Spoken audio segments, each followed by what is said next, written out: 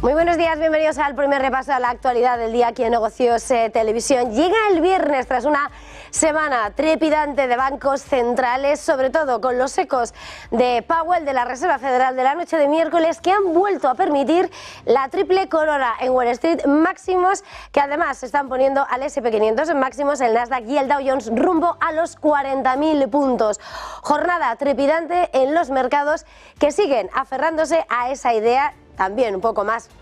optimista, ese tono dovish que ponía sobre la mesa Jerome Powell y ese tono que apuntaba esos recortes seguros para este ejercicio pese a las dudas en torno a esos últimos datos de inflación que sin embargo apuntaban que no están cambiando el guión y que la lucha contra la inflación va en la dirección adecuada. Es precisamente esos máximos en Wall Street lo que representan esa actitud, ese sentimiento alcista del mercado y que ha sido sin lugar a dudas el gran protagonista de las últimas horas y que hace que hasta ahora los futuros europeos también se estén escribiendo con avances,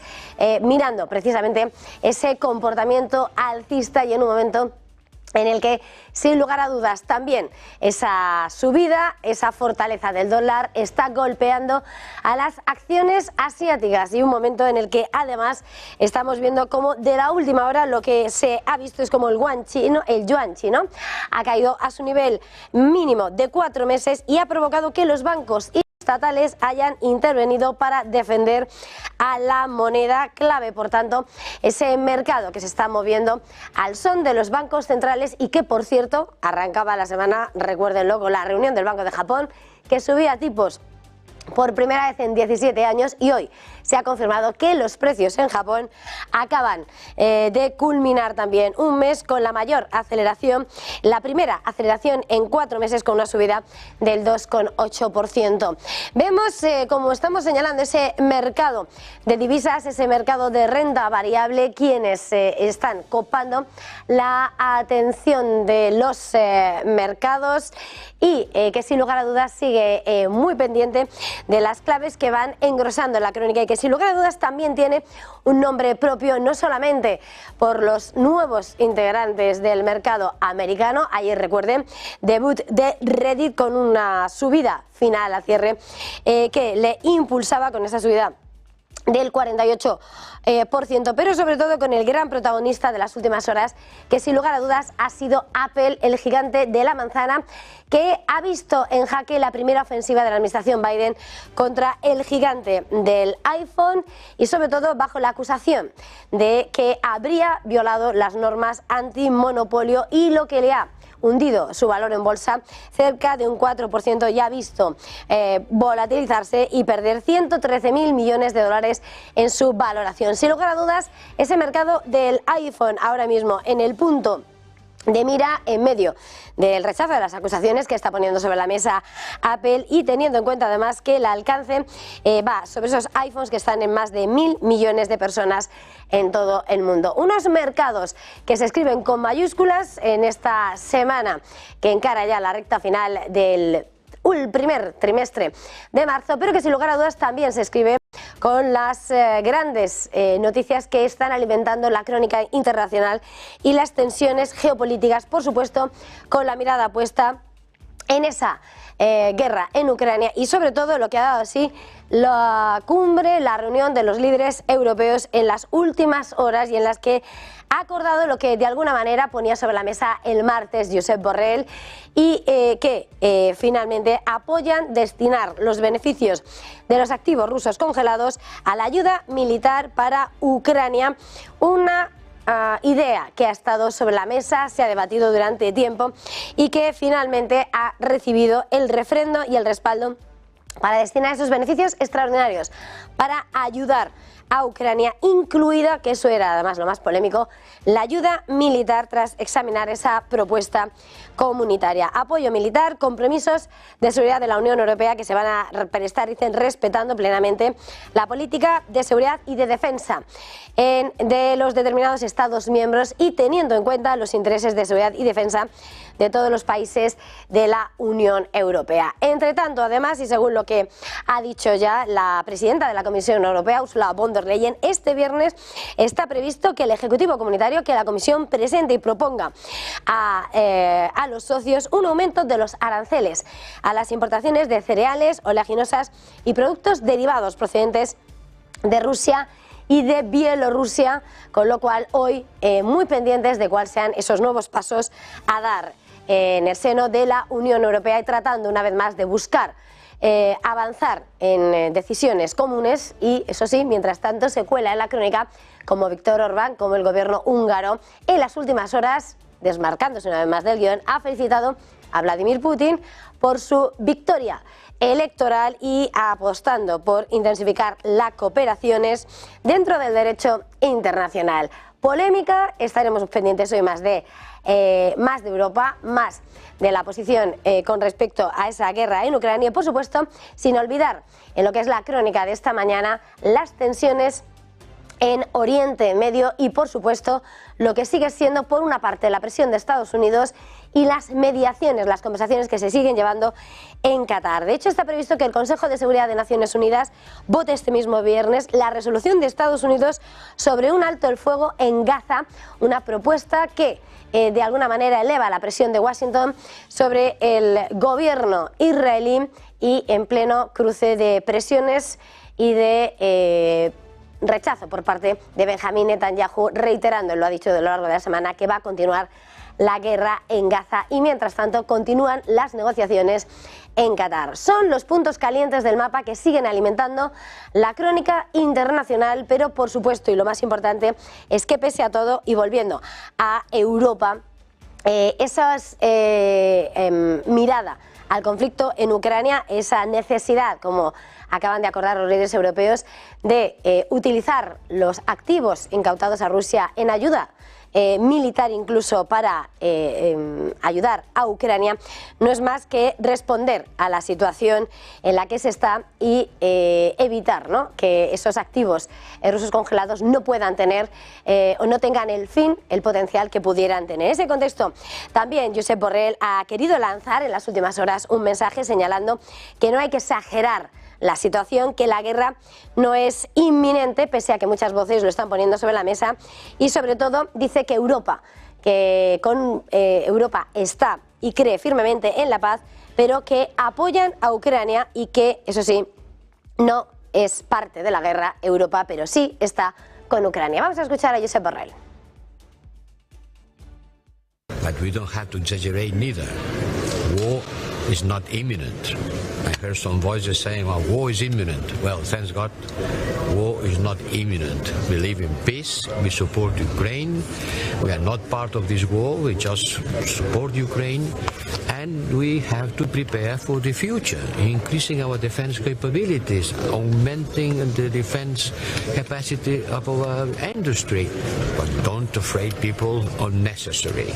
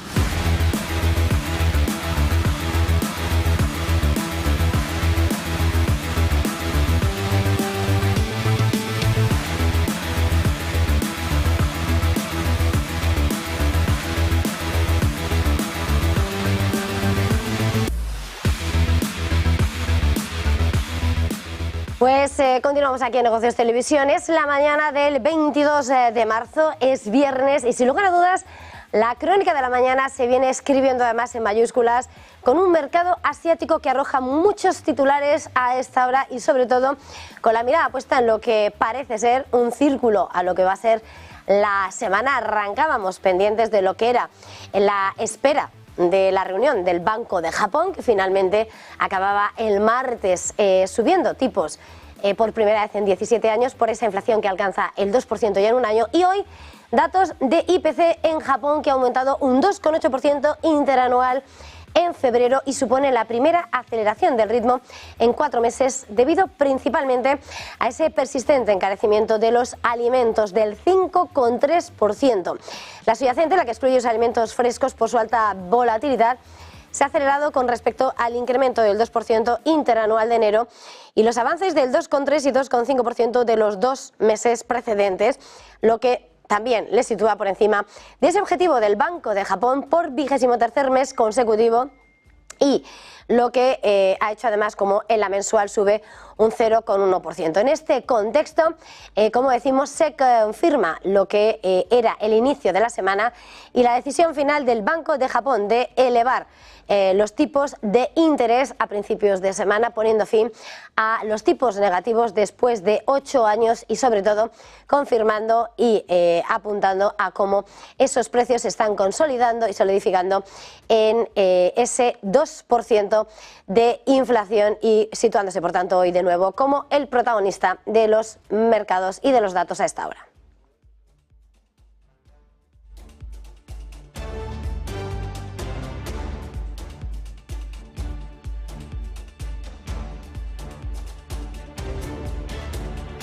Pero si miramos a Japón también tenemos que mirar a China a esta hora de la mañana porque el yuan ha caído a un mínimo de 4 meses frente al dólar, superando lo que es un umbral clave y ha provocado que los bancos estatales hayan intervenido para defender a la divisa de Pekín. En el mercado al contado el yuan nacional ha caído al lado más débil de ese nivel psicológico de 7,2 por dólar para alcanzar un mínimo de 7,24, su nivel más bajo desde el 17 de noviembre de 2023. Según las fuentes del mercado a Reuters, los bancos estatales han intervenido justo después para comprar yuanes por dólares. Las acciones asiáticas, entre tanto, están retrocediendo,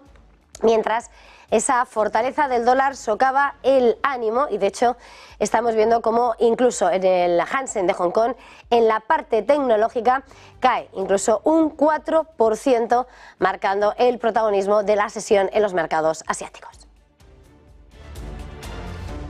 Y por supuesto la crónica de la mañana hay que completarla mirando a los grandes asuntos que escriben la actualidad del tablero internacional.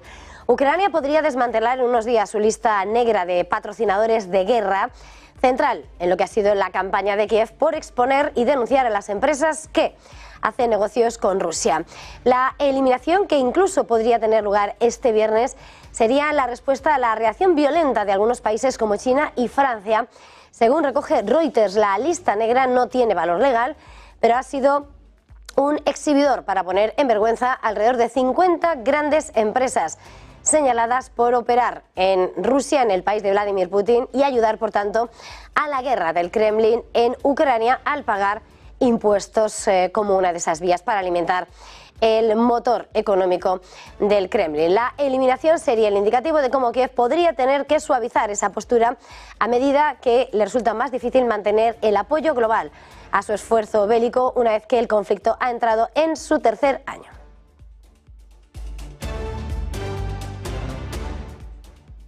En las últimas horas claves han sido las declaraciones que se han vivido en torno a Europa por ese nuevo paquete de ayuda a Ucrania y sobre todo, además, por las medidas adoptadas en las últimas horas. En este contexto, el primer ministro ucraniano, Denis Shmyhal, se ha mostrado muy agradecido tras ese último desembolso europeo para ayudar a Ucrania y el agradecimiento lo ha puesto justo después de que la presidenta de la Comisión, Ursula von der Leyen, anunciase ese primer importe, ese desembolso por valor de 4.500 millones de euros del nuevo instrumento de financiación de 50.000 millones de euros de la Unión Europea a Ucrania ese país candidato a la adhesión. El ucraniano también ha aprovechado ese momento para dar las gracias y para subrayar que también necesitan decisiones rápidas sobre la confiscación, por ejemplo, de los activos rusos, y que tienen que usar esos beneficios para la recuperación y también para la compra de armamentos, como posteriormente además los líderes apoyarían esa medida. Vamos a escucharle. We also need quick decisions on the confiscation of Russian assets. We need to use profits from these assets for recovery and also for buying of weaponry and ammunition, as Mr. High Representative notes, and to cover budgetary needs. But that is only the first step. We insist on the confiscation of other use of all frozen assets. I mean, body of frozen Russian assets. Europe and the world need an effective precedent for making the aggressor pay a heavy price for the destruction it has caused in Ukraine. Y precisamente los líderes europeos han apoyado destinar los beneficios de los activos rusos congelados a ayuda militar para Ucrania. Los jefes de Estado y de Gobierno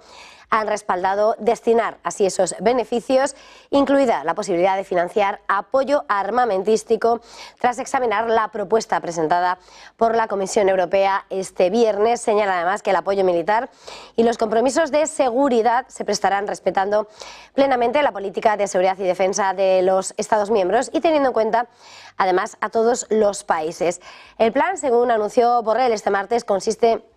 en utilizar el 90%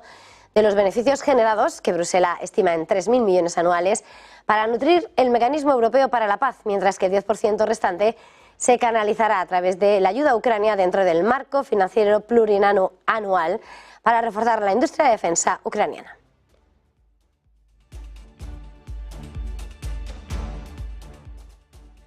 Y en este contexto, lo que sí ha querido dejar sobre la mesa el jefe de la diplomacia comunitaria, Josep Borrell, es que la situación es la que es, que no hay que exagerarla y que la guerra no es inminente. Es más, ha dicho que la Unión Europea no es parte de la guerra, pero que sí apoya a Ucrania y que tiene que prepararse para ese futuro, aumentando las capacidades de defensa y que aún así la gente no debe asustarse. Vamos a escuchar a Borrell. But we don't have to exaggerate neither. War is not imminent. I heard some voices saying, well, war is imminent. Well, thanks God, war is not imminent. We live in peace, we support Ukraine, we are not part of this war, we just support Ukraine, and we have to prepare for the future, increasing our defense capabilities, augmenting the defense capacity of our industry, but don't afraid people unnecessarily. Y la presidenta de la Comisión Europea, Ursula von der Leyen, ha anunciado que el Ejecutivo Comunitario va a proponer este viernes un aumento de los aranceles de las importaciones de cereales, oleaginosas y productos derivados procedentes de Rusia y de Bielorrusia. La alemana lo ha defendido con el objeto de evitar que estas importaciones desestabilicen el mercado europeo y que Rusia utilice estos ingresos en su propio beneficio. Señala que esto permitirá garantizar que las exportaciones ilegales de cereales robados a Ucrania entren en el mercado europeo.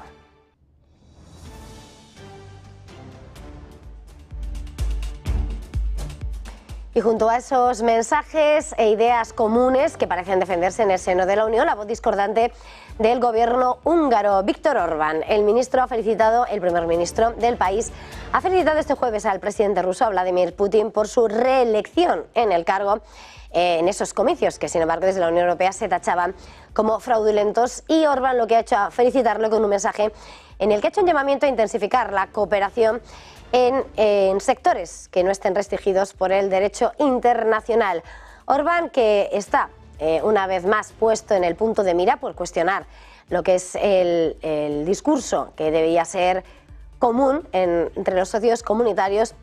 ha abogado por unas relaciones basadas en el respeto mutuo y en la que puede haber, dice, importantes discusiones, incluso en contextos geopolíticos complicados. En este sentido, subraya el compromiso de Hungría con la paz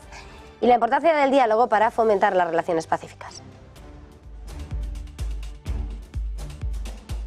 Y mirando otro de los puntos calientes del mapa, mirando a Oriente Medio, el jefe de espionaje israelí tiene previsto viajar a Qatar este viernes para negociar un alto el fuego, mientras que Estados Unidos planea someter a votación en el Consejo de Seguridad de la ONU una resolución pidiendo una tregua inmediata en Gaza, intensificando la presión sobre su aliado israelí.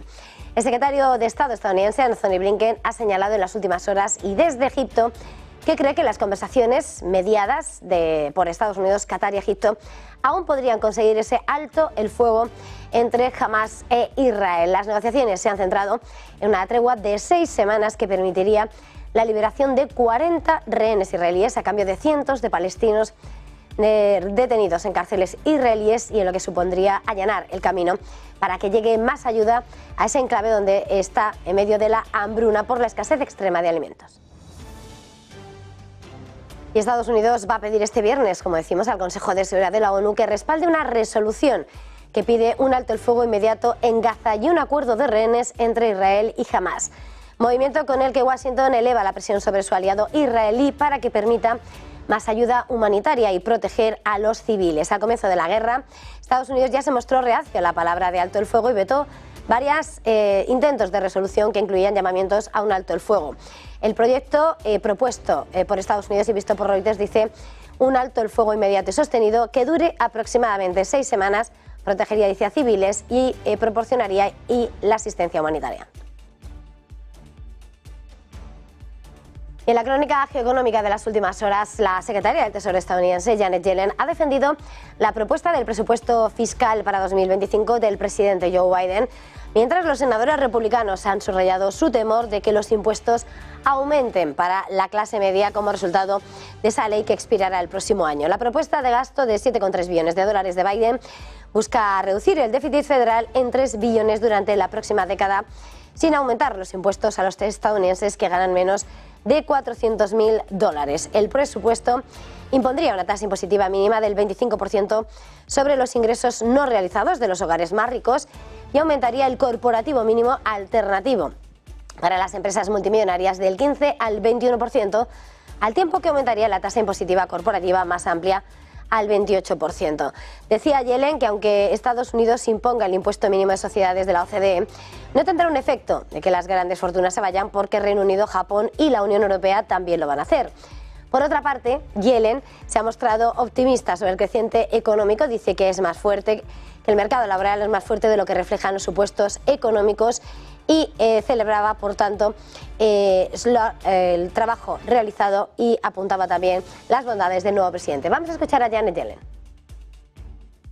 Economic growth is proven stronger, the labor market stronger than